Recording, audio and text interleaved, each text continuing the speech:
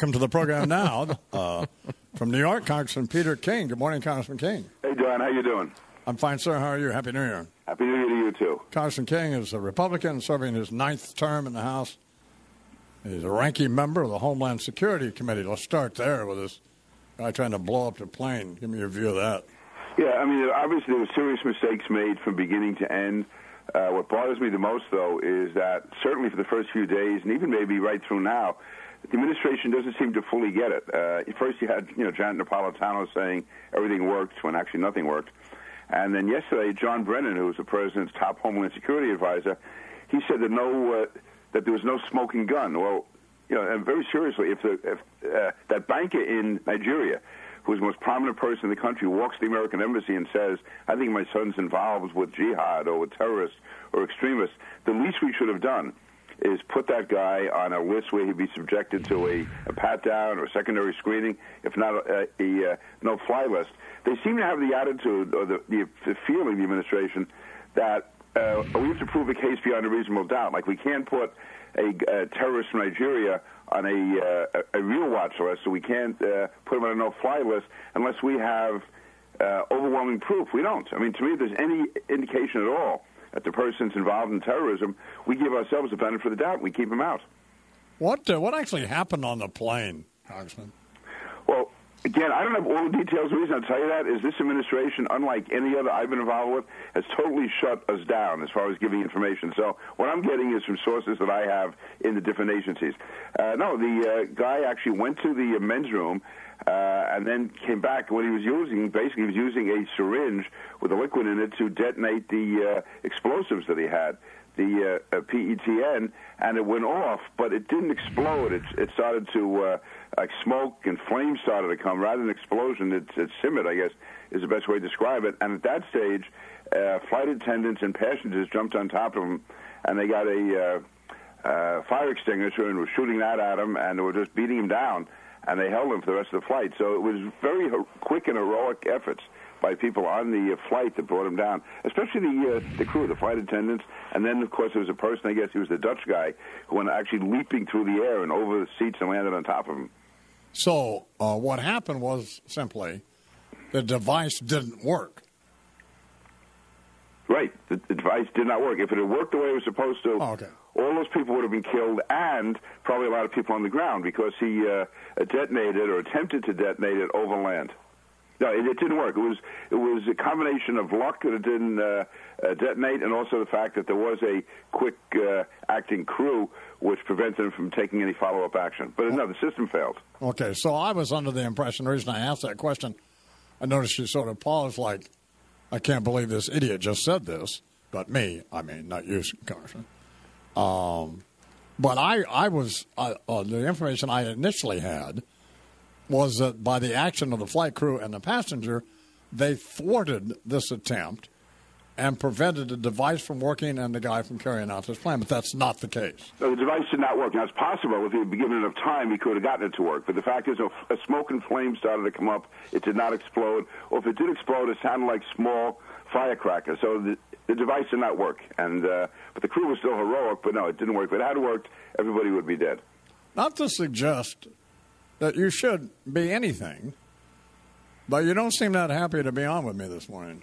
No, I am delighted to be with you. I'm always delighted to be in any show that Bernard is involved with, and I just felt that for the new year, because the last time I was on, I think I probably went too far. I mean, you are a senior citizen, even a couple of years older than I am, and I thought I went a little too far in what I said about you, so I figured for the new year, as part of reaching out to everyone, I would be a nice guy. But it doesn't work. Here I am trying to be a nice guy, and that doesn't work. Mm-hmm. So what can I do? I'm at my wit's end now, Don.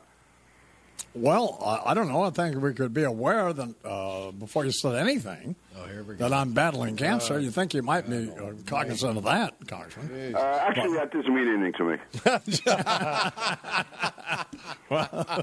Bingo. A point in your favor for that one. 20 minutes till the hour, we're talking with Congressman Peter King, who, for whatever reason, is mired there in the House of Representatives, who can't persuade him, because it's my view that there are three kinds of people in the House of Representatives.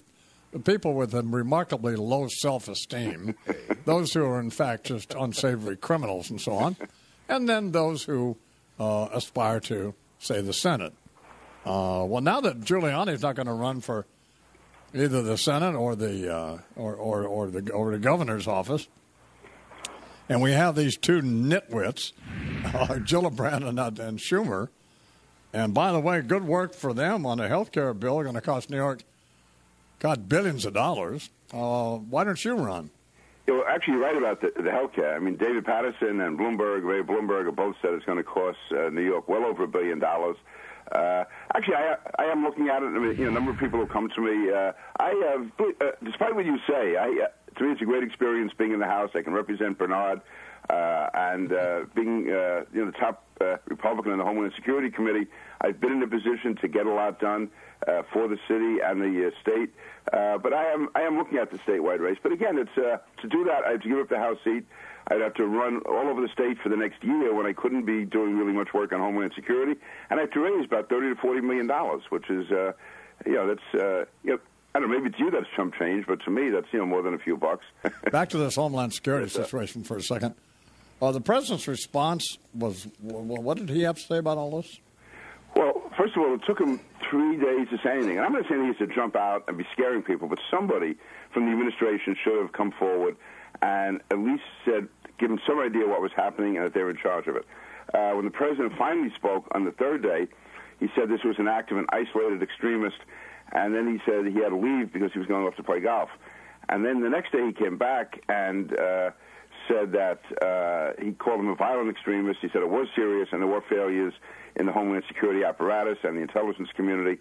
And then on Saturday, I guess, when he gave his radio address, he did say it was part of an al-Qaeda plot and it was based in Yemen, and it is a serious issue. I just feel, listen, the president obviously is committed to protecting the country, but I just think the signal from the top, from day one when they said they would not use the word terrorism anymore, there's not going to be a war on terrorism, when they say that we have to, though, do all we can to protect the country, and then the Attorney General says he's going to be criminally investigating the CIA interrogators who basically kept us safe for so many years.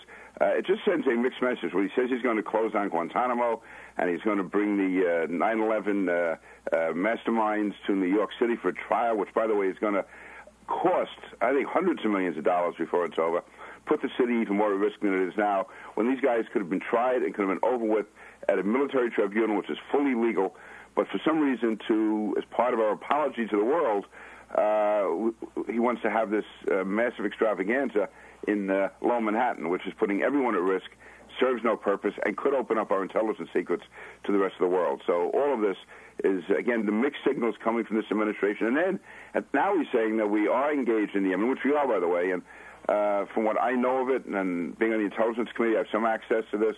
I think he's doing the right thing as far as what we're doing in Yemen. But at the same time, now we're going to be sending Guantanamo terrorists back to Yemen.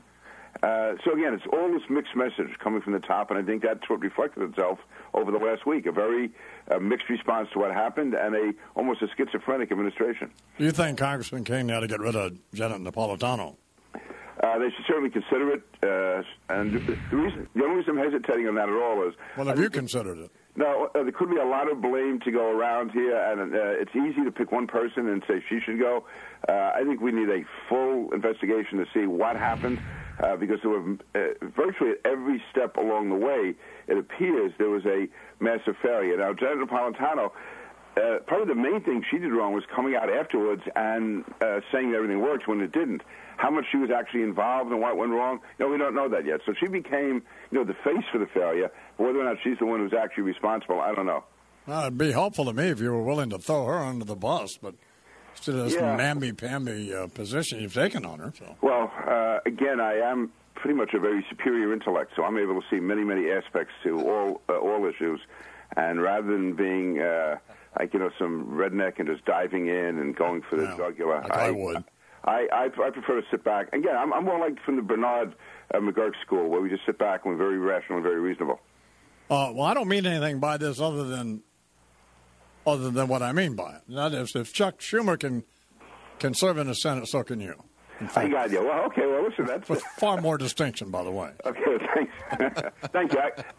Actually, I appreciate it very much. Thank you. You behave yourself. You got my vote. All right. Don, hey, that's all I could ask for. Thank you. All right, baby. Thank you. Thanks a lot. Bye. Thanks from Peter King here at the Irish Morning Program. It's 13 till